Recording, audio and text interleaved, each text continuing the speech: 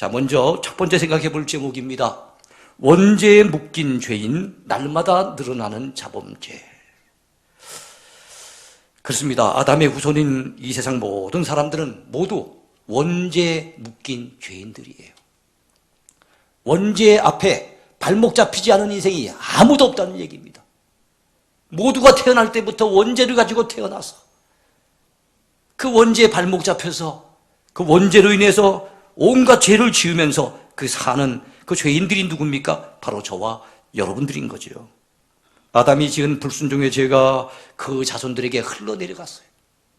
그래서 모든 인생들은 바로 원죄를 가지고 태어납니다. 아담은 우리 인류의 대표예요. 아담이라고 하는 그 이름의 뜻이 사람이라고 한 뜻입니다. 그래서 그는 한 개인으로서 범죄했다기보다는 어떻게 보면 인류의 대표로서 범죄를 한 거예요. 우리나라 여러분 축구 선수가 나가서 월드컵에서 지면은 그 몇몇 선수만 지는 게 아닙니다. 우리나라가 지는 거예요.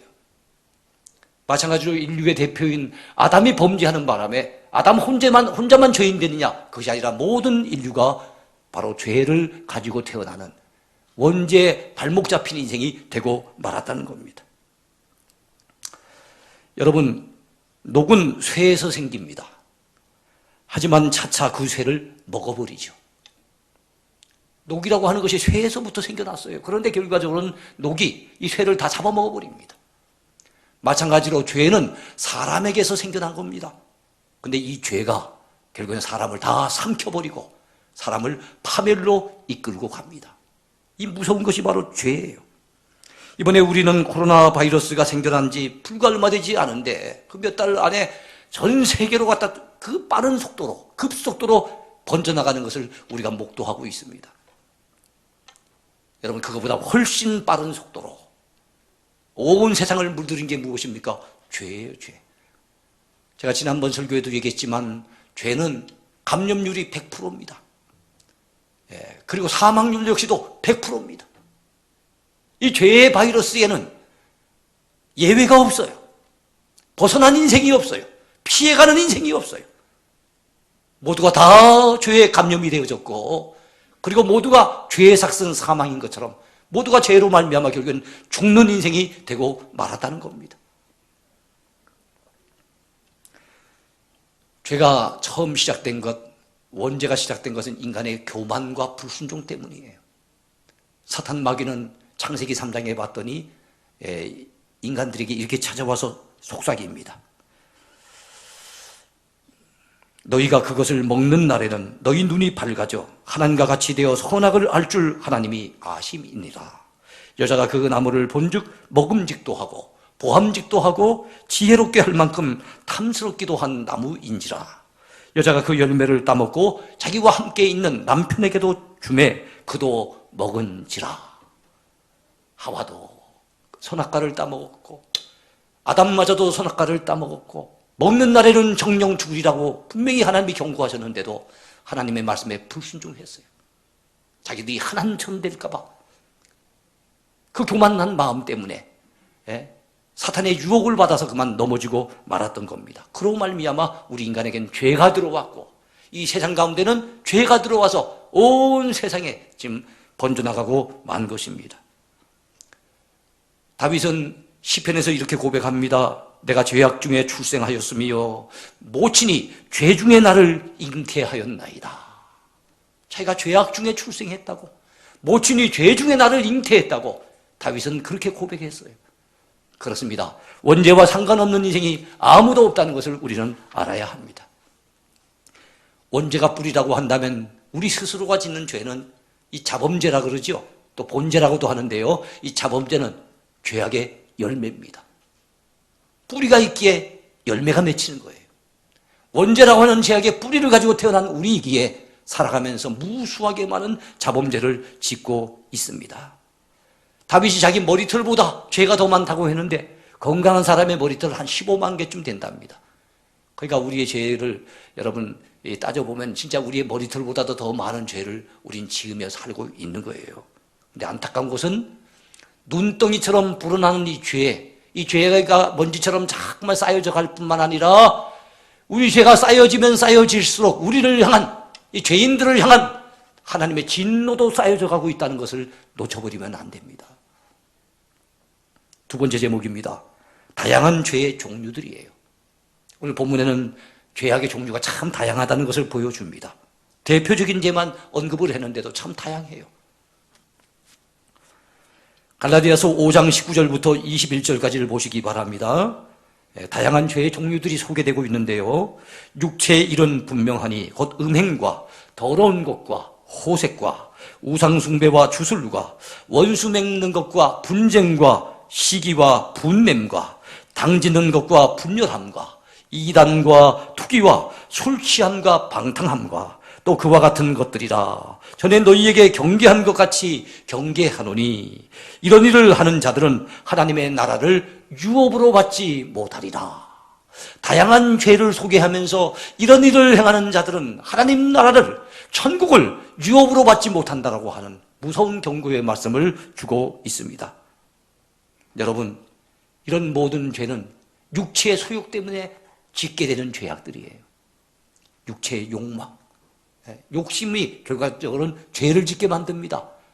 그래서 야고보 사도가 고백했던 것처럼 욕심은 죄를 낳게 되죠. 욕심이 잉태한 즉 죄를 낳고 죄가 장성한 즉 사망을 낳느니라. 틀림없이 진리의 말씀입니다. 욕심 때문에 결과적으로는 죄가 잉태되는 거예요. 죄가 장성하면 어떻게 됩니까? 그 끝은 결국엔 사망이 찾아오는 겁니다. 죽음이 찾아오고 멸망이 찾아오는 겁니다. 이 죄 때문에 결국에는 한 개인도 망하고, 이 죄 때문에 결국에는 한 사회도 망하고, 한 국가도 망하는 거예요. 자, 오늘 본문에는 다양한 죄악을 소개하고 있는데 그 가운데 좀 정리해서 한 4가지 정도로 정리해 보았습니다. 첫째는 죄는 성적 욕심 때문에 짓는 죄가 있다는 겁니다. 음행과 더러운 것과 호색이 그에 해당되는 것입니다. 음행이 무엇입니까? 하나님께서 정하신 혼인 이외의 성적 방종을 가리키는 것이 바로 음행입니다. 더러운 것은요, 더러운 생각과 더러운 성적인 행위를 총괄해서 나타내는 말입니다. 대중매체는 사탄의 심각한 유혹을 가지고서 우리에게 다가오고 있습니다. 호색이 뭡니까? 색을 좋아하는 거잖아요. 그것은 정욕의 노예가 되어져서 돈과 시간과 몸을 거기에 완전히 다 허비하면서 자기 자신을 망가뜨려 버리는 것, 이것을 갖다 호색행위라고 얘기를 할 수 있을 겁니다. 성경의 대표적인 인물은 삼손이 그에 해당될 거예요. 삼손은 들릴라의 그 성적인 미혹을 갖다 뿌리치지 못했어요. 그래서 사명도 잃어버렸고 하나님이 주신 대단한 힘도 잃어버렸고 명예도 잃어버렸고 사사의 직분도 잃어버렸고 결국엔 두 눈마저도 뽑히고 결국엔 생명마저도 잃어버린 그 대상이 누굽니까? 삼손이에요. 요즘 박사 박주빈이라고 하는 사람이 있죠. 그 사람을 중심으로 일어난 이 박사방 사건, 또 N번방 사건, 뉴스를 통해서 우리는 많이 접하고 있습니다. 그런 뉴스를 들으면서 야, 참 우리 사회가 성적으로 많이 타락해 있구나 하는 것을 우리는 여실히 느끼고 있습니다. 둘째로 죄는 종교적으로 타락하는 죄도 있습니다. 우상 숭배와 주술을 행하고 이단을 따르는 것이 그에 해당됩니다. 우상 숭배하면은 그 저주가 그 자손 3, 4대까지 내려간다고 성경은 경고하고 있어요. 우리 한국 사람들이 범하기 쉬운 우상 숭배는 바로 조상들을 향한 제사행위입니다. 하나님을 향한 제사가 아니에요. 이거는 그야말로 귀신을 향한, 사탄을 향한 제사행위이기 때문에 이건 엄청난 죄라는 것을 알아야 됩니다. 고린도전서 10장 20절에 의하면은 무릇 이방인이 제사하는 것은 귀신에게 하는 것이요 하나님께 제사하는 것이 아니니 너희가 귀신과 교제하는 자가 되기를 원하지 아니하노라. 우리가 제사 행위를 하게 되면은 귀신과 교제한다는 거예요. 귀신과 교제하기를 원하지 않는다고 성경은 분명히 말씀하고 있습니다. 주술 행위에는 점, 사주팔자, 관상, 손금, 부적, 굿 등등 많이 있습니다. 요즘은 뭐 컴퓨터라든가 뭐 이런 걸 통해 가지고도 손금을 보거나 아니면 점을 치거나 이런 경우가 참 많지 않습니까?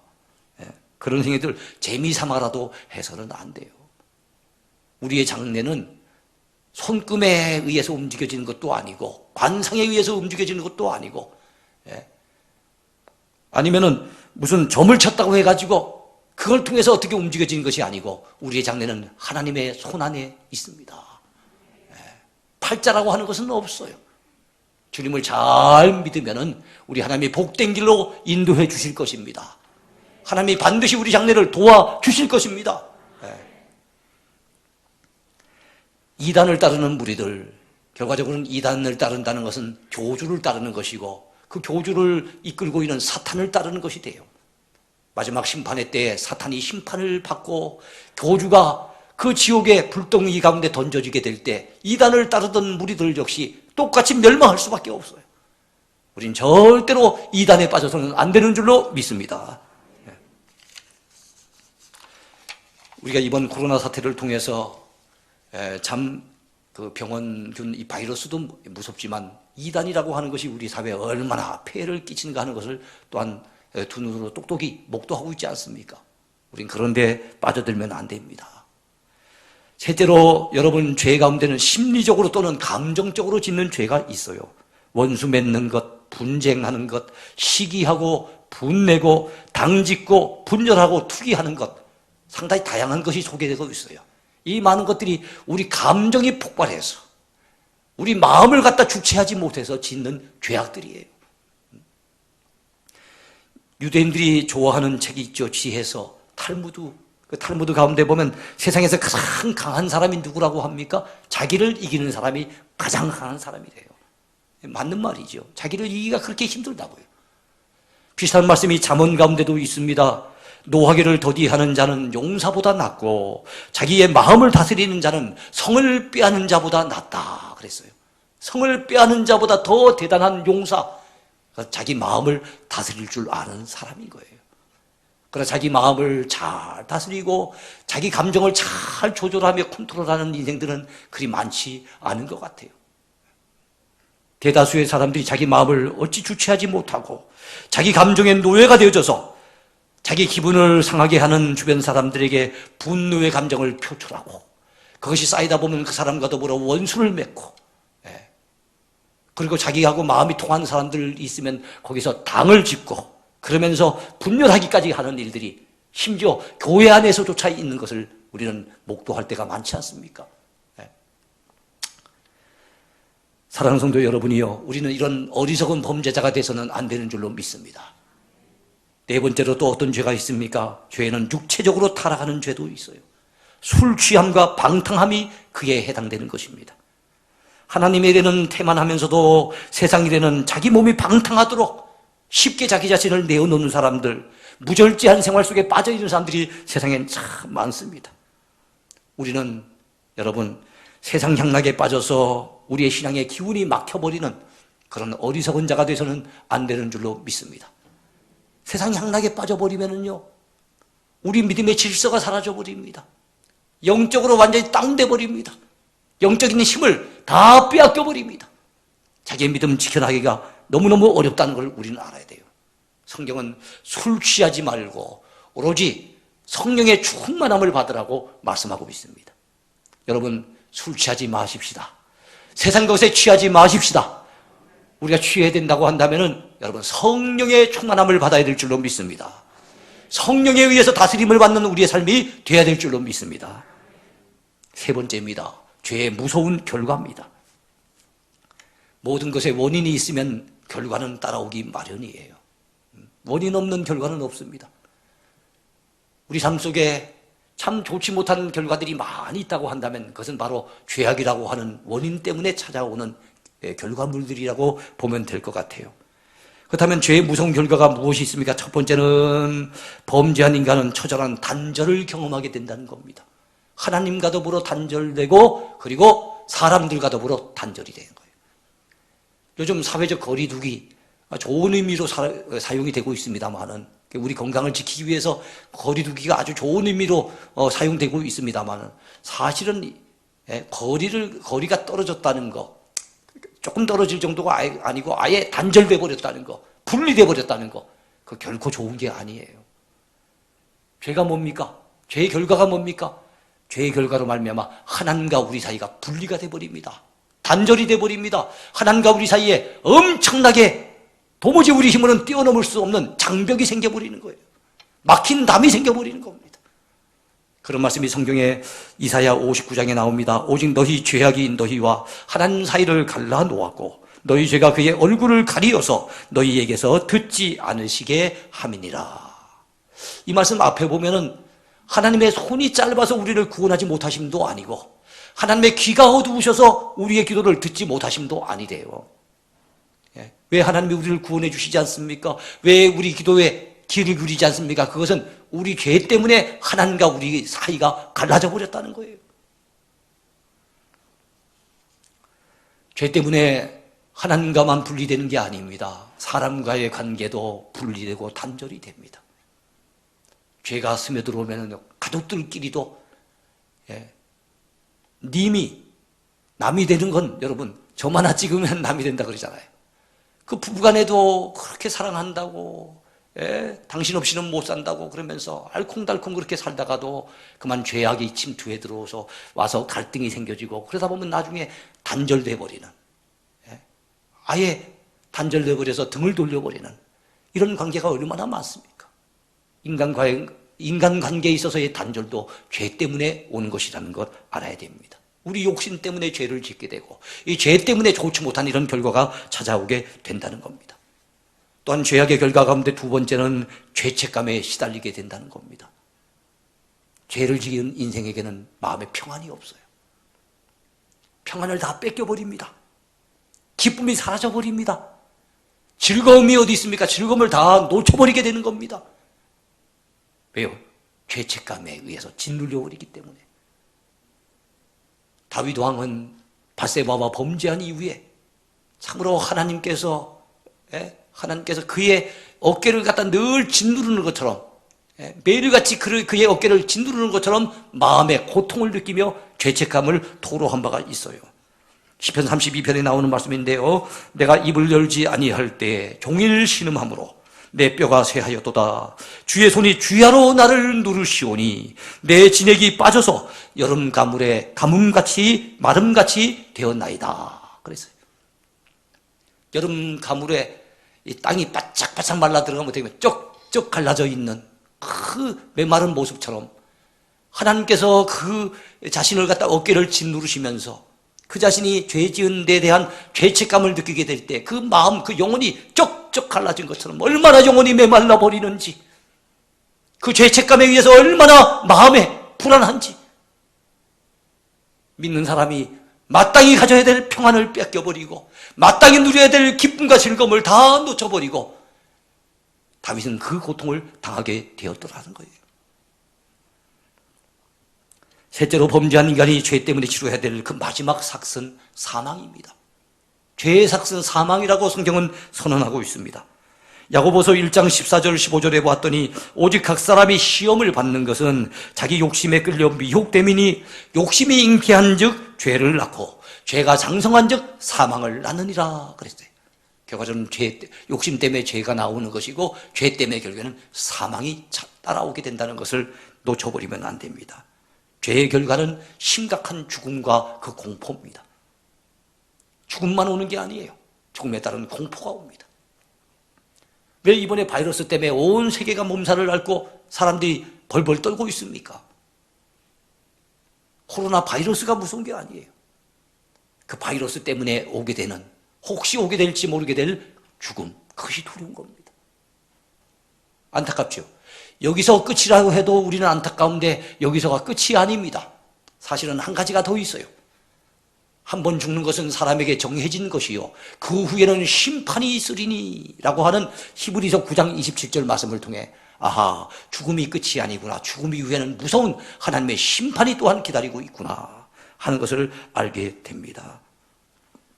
죄인들은 하나님의 영원한 진노 가운데 둘째 사망인 지옥불에 결국에는 던져지게 되는 것이 심판에 따르는 형벌이에요. 그것을 갖다 성경은 둘째 사망이라고 얘기를 합니다. 첫째 사망은 우리 육신이 죽어서 이 세상에서 결국은 땅속에 묻혀지게 되는 게 첫째 사망이라고 한다면, 둘째 사망은 바로 뜨거운 유황 불못에 던져지게 되는 것, 이것이 둘째 사망이라고 성경은 말씀하고 있어요. 요한계시록 21장에 그런 말씀이 나옵니다. 그러나 두려워하는 자들과 믿지 아니하는 자들과 흉악한 자들과 살인자들과 음행하는 자들과 점수가들과 우상 숭배자들과 거짓말하는 모든 자들은 불과 유황으로 타는 못에 던져지리니 이것이 둘째 사망이라, 그렇게 말씀하고 있어요. 그래서 죄악의 결과가 참 무섭구나 하는 것을 느끼면서, 이야, 이 죄의 문제는 반드시 해결해야 될 문제구나, 이 죄의 문제 해결하지 않으면 큰일 나겠구나 하는 것을 우리는 느끼고 깨닫지 않을 수 없어요. 그런데 마지막 우리에게 남겨진 네 번째 주제가 있습니다. 그것이 무엇입니까? 죄에서 벗어나 사는 길, 십자가와 성령의 은혜. 죄에서 벗어나 사는 길이 있습니다. 그것은 바로 십자가의 공로, 그리고 성령의 은혜인 것입니다. 여러분, 이 사실을 믿으시기 바랍니다. 성경에 보면 피 흘림이 없은즉 죄 사함이 없다고 말씀합니다.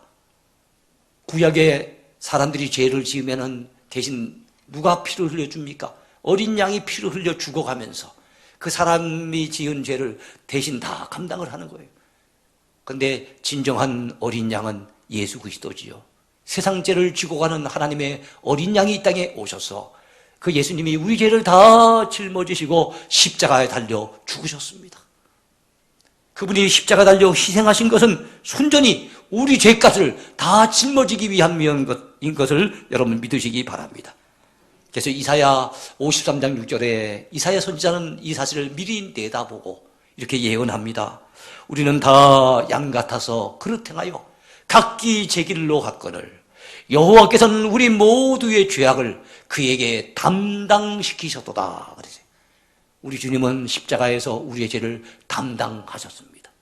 다 대신 짊어지셨습니다. 그래서 사도 바울은 갈라디아서 6장 14절에 나는 십자가 외에는 내게는 다른 자랑거리가 없다는 거예요. 더 큰 자랑거리가 없다고. 내게는 최고의 자랑거리가 무엇입니까? 십자가밖에는 없다고 그런 얘기를 하고 있습니다. 여러분, 저와 여러분들도 십자가만 자랑해야 될 줄로 믿습니다. 우리가 이제는 그 십자가 예수님을 바라보고 의지하고 우리의 죄를 진실되게 회개하면서 여러분 주님 앞에 나간다면 주님은 우리의 죄를 다 사해 주십니다. 그뿐만 아니라 회개하는 자에게는 성령의 선물까지 주신다는 것을 믿으시기 바랍니다. 모든 죄악 가운데서 건져내셨습니다.